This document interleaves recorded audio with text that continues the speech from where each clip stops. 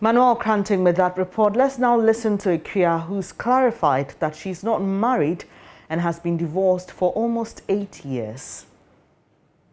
I got up and grabbed my cane and told Steve, I just saw somebody at the window, peeping inside the window. At that time, what I was thinking is like, since there are boys in there, maybe somebody was just trying to, being a bad boy to see what is going on in the room, So I said, won't you go and check? He didn't answer me. He said, I think that is just a cat because there is some cat here who has been moved. And so I saw a human being. So I took my cane and I was going. He said, please. And he said, where are you going? Go back. And I went to I was standing there at the bed, by the bed. And I saw him grabbing the kitchen knife. He put everything down, grabbed a kitchen knife. And so I went on the bed because for me, for my mind, as I said, it's just somebody trying to. And the timing too, it never crossed my mind that an armed robber can be around at that time because it was around 12:31 thereabout. So I heard, the next thing I heard is a key crack. Then at the same time, who is that in Chi? I heard that noise. Then it's like somebody he opened the door. Then somebody at the same time tried to push, and then he pushed back. Then at the same time I heard the gunshot. Then he's screaming, they shot me. He said, hey, they shot me. Then as he's talking like that with his hand on his chest, they pushed him in with the gun on him. So as I also heard, I also ran through, coming towards him. As I heard his, and they came and meet me with the gun, one on me and one on him, and another person. They pushed me back on the bed. While he was sitting, they had the gun on him with the other hand sitting on the bed. So they say, where are the phone? Where are the phone? And I gave them my phone. They say, where is the second one? I had to look for it in the bed because Little put his own on the bed with the bed sheet has gone on it, so I had to look for it and give it to them. Where is the money? We were not having any money in the house. It's just some money little left on the TV table. That one, I think they have seen it and taken it before. It's like some 100 Ghana with some coins there. So I quickly, since I was scared, I said, please come and check. So I was just throwing everything out of the wardrobe for them to be sure that there's nothing, threw everything out. Then they were convinced that there's no money, so they left him there and walk out. Then I grabbed this bed sheet and tried to press on the wood for him not to bleed. I was lost. I didn't know. I was screaming for help. Then I don't also want to leave the bed sheet and go and be banging on the door. But at the time, I have to just leave it and go and bang at the door. Then they walk back inside with the gun on my head. Will you shut up? Will you shut up? Because maybe they are feeling like I'm going to alert the other people. And they remove the key out of the door. By that time, I was even hearing them in the other rooms. In the other room talking, the same way they were doing, I was hearing them even walking. I heard even they brought somebody to open his car. There was a small car to open. Whose car is it? They were asking somebody whose car is this. So when I heard that one, I went back to the hall to try to lock the door. And I saw that there is that metal thing that lock the door up. So I lock it up there. So at that time, I heard somebody coming to shake the door, but they couldn't open it at that time. So I didn't hear anybody again. Then I was there, still hearing them moving around, doing things, talking, calling even each other. I heard this name, Awuro.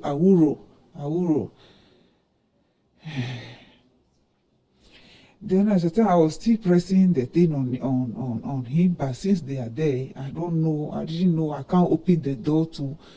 Don't know. So I was with him, and then at the time, that was like about 15 minutes past, get to 20 minutes. He's suffering. Then I saw that the blood was leaking through his back on the floor. And it wasn't, I noticed it wasn't small. I got panic. And I started screaming again, screaming. Then I said like about 30 minutes, then he just got up like, just got stand up flat once. Then the blood just flew like, you know, when they take water hole, the blood just came out. I got so scared, and then he started hitting everything in his blood. The blood was.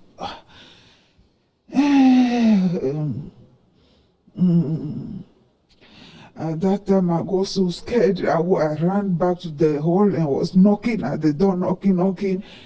I wasn't hearing.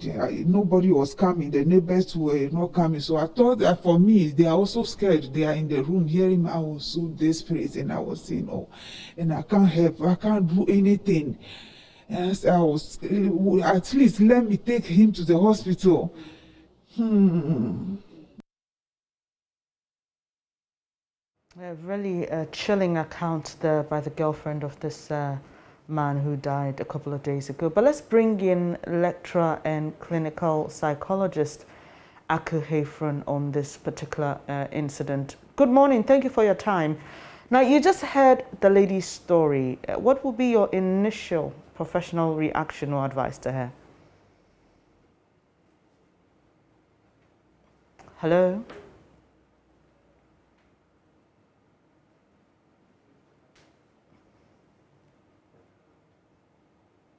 Hello. Hi, great to have you. Thank you so much for joining us. So I was just finding out from you your initial professional reaction to this particular story, listening to how this woman narrates what she witnessed.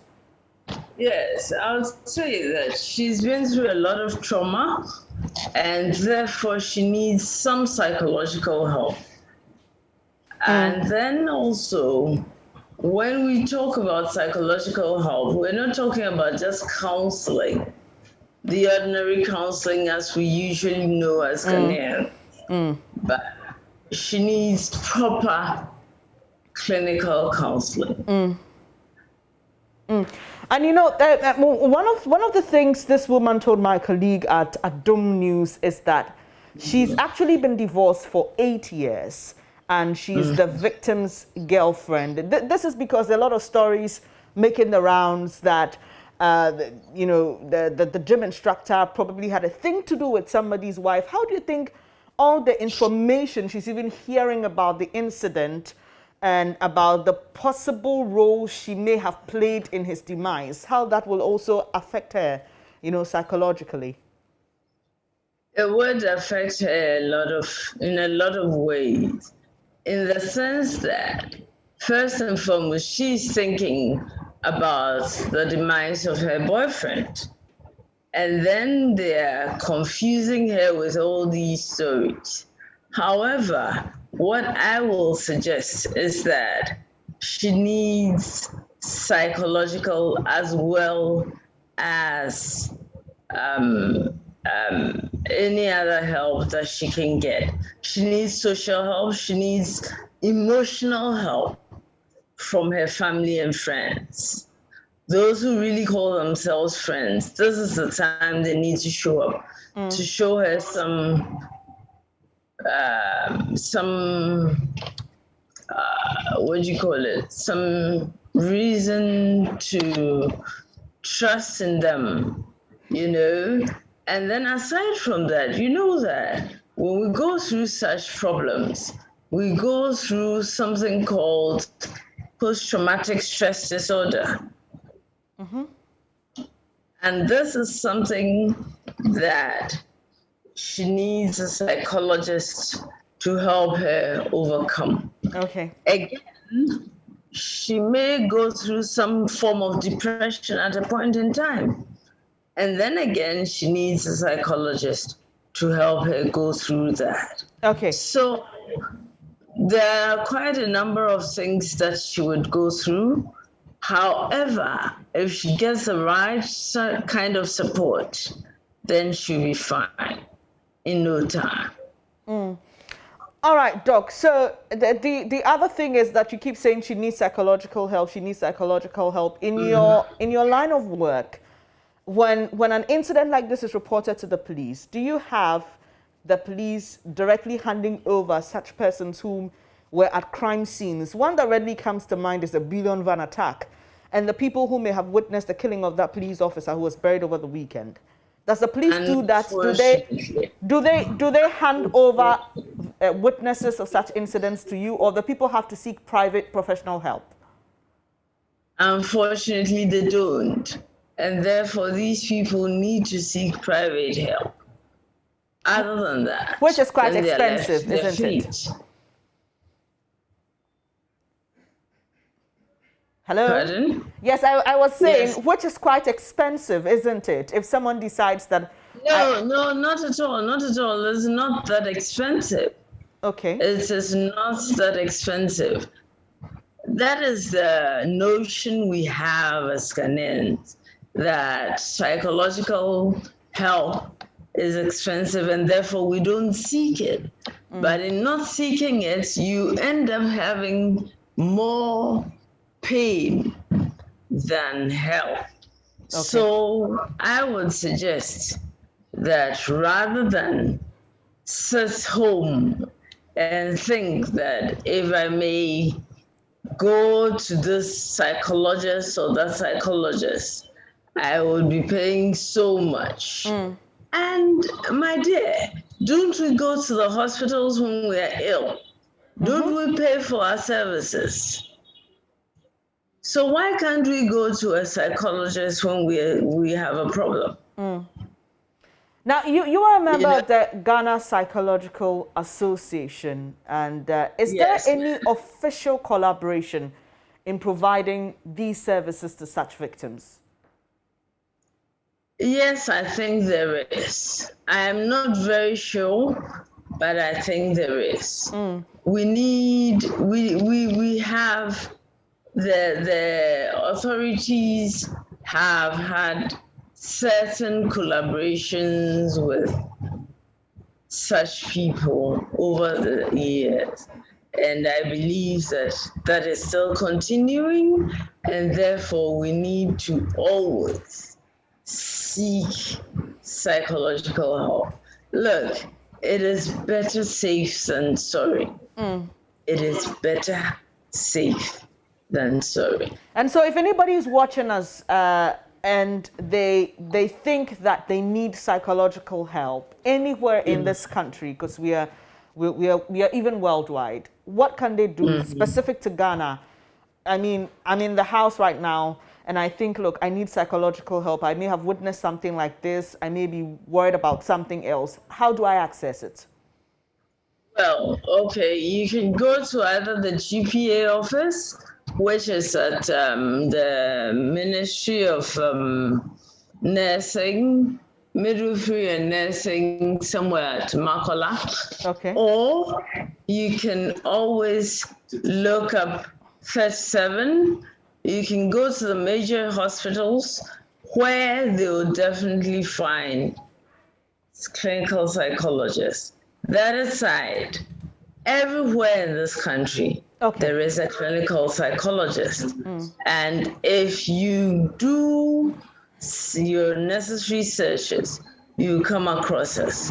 We are everywhere. And therefore, there's no reason for you to say that you searched and you didn't find. That's very heartwarming to know. Dr. Aku Ephron is a clinical psychologist. Thank you so much for your time here this morning. And she's been given some professional advice, and it's on the backdrop of that story of the murdered gym instructor whose girlfriend has been speaking to my colleague Martha Krenzel Aqua. She joins us via Zoom with more information from the police. Hello, Martha. Great to have you here. What's the police saying about this incident? Thank you, Benes. Good morning. And so the police, informally, when I spoke to the police, they tell me they would like us to focus on what the issues are. For instance, there is a murder being investigated. Okay. It's not about whether a woman was married or was not married. Now it's established that the woman was not married. Okay. And nobody has come forth anyway to the police to claim that the woman is his wife or otherwise. And so the focus is now on getting the people, the three men that the woman said she saw, who may have carried out this heinous crime, to answer. Now, the woman didn't look at anybody's face because you know it's advised that when people like that come to your house, it's better you don't keep eye contact, because when they get the feeling that you are looking at them so well so you can describe them, they may take you out. So it's better for you to keep your eyes low. And that is what she did all along. She listened to everything they said. She actually heard a name, but she's not sure whether it's a name of any of them, Awuru. Throughout the conversation, she overheard them mention Awuru, Awuru. So we don't know whether Awuru is one of them or it's a code name they came up with in this operation. Now, I was listening into what Aku was saying, Aku Hefron. And yesterday, in my encounter with a woman, I I came back very sad because she's not speaking much. She's bottling everything inside and she's not eating. And for the first time, I think yesterday, she was able to drive a car. She can't drive. So in the evening, I tried to check on her and she can't sleep. She says when darkness starts falling, she feels like this whole thing is going to happen all over again because it happened at night. So she's actually afraid, but she's keeping it all to herself. She's not gotten any professional help yet. We are trying to get her help so that she can at least speak with a professional and then share what she's feeling and get counseling accordingly so she can recover. And when she is speaking, you can feel the pain of reliving seeing a loved one being killed in front of you. And you know, when she describes how the blood started oozing out, initially she thought she was stopping the blood from coming out with the bed sheet. But at some point, she said she had to let go when she saw a pool of blood drain from behind her. It's like, where is this coming from? The same blood I'm trying to stop. So the victim, deceased, actually got up in a manner she didn't expect and started turning around and screaming, Jesus, save me, Jesus, save me. And the blood was just oozing out. She described it as opening a water hose, the way the blood pumps. That's how the blood was pumping out. And after he had turned for a while, he went down and the struggle ended. And so she just coiled herself into the corner because she wasn't sure whether touching him again will mean he will get up again. So she just thought, okay, he's passed out. Maybe he's in coma. Maybe when someone takes him to the hospital, he will be fine. So when he heard the voice of the police officers and they came in and they asked, are you okay? He said, I am not okay. Somebody is dying in front of me and asking me if I am not okay, out of frustration. Because for the 45 minutes that the whole drama unfolded, she was hoping they will allow her to even take him to the hospital and get him help. But that didn't happen.